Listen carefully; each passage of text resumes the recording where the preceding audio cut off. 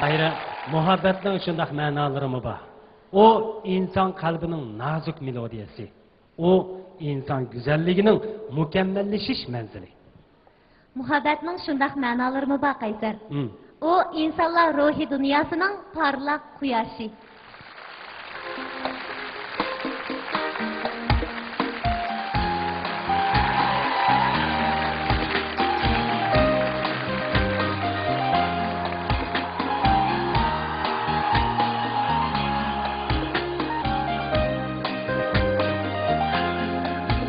Sen üçün gezeceğim, aşk yürügemen bara.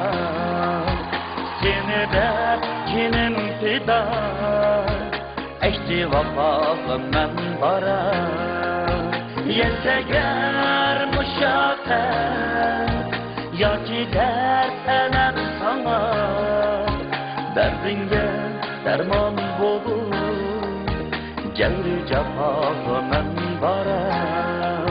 Yeseger müşakkat, ya gider elem sana. Derdinge derman bulur, Geldi cefalı men bara.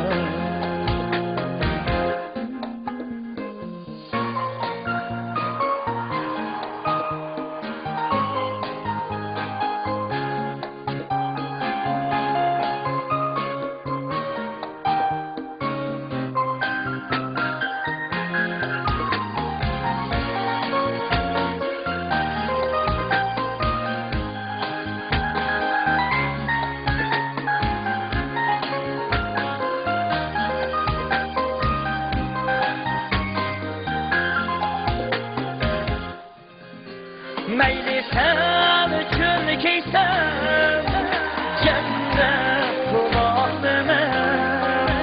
Keldiysen tavu derya, kezip men baray. Sönügüm şu bersen, söygümüzge adıl bahar.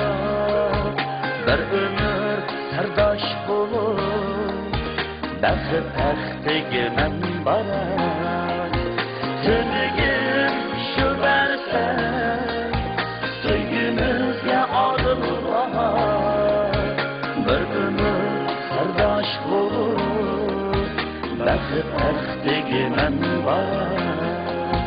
Bir ömür serdaş bulur, Bəxi təxtigi mən baray. Bəxi təxtigi mən baray.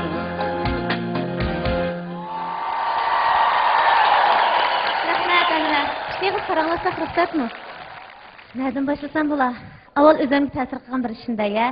Siz sahneye çıkışınız bilan bütün tomoshabinlar özünü tutamasını çavuklarını çeyip ketdi, alqış yağırtıp ketdi.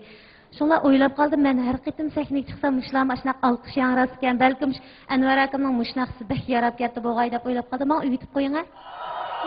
Asarak men konuş turgan naqshdan ay gova degan naqshni o'g'itib qo'ydim. Ha, rahmat, rahmat. Mana shu kerak o'zing bo'lasiz. Men de yaxshi ko'rma bu naqshni. Söygen idim tenhaligimden, Söygen idim yalnız kalganda. Ay gova söygimizge Kol tutuşup vedeleşkende. Mükemmel.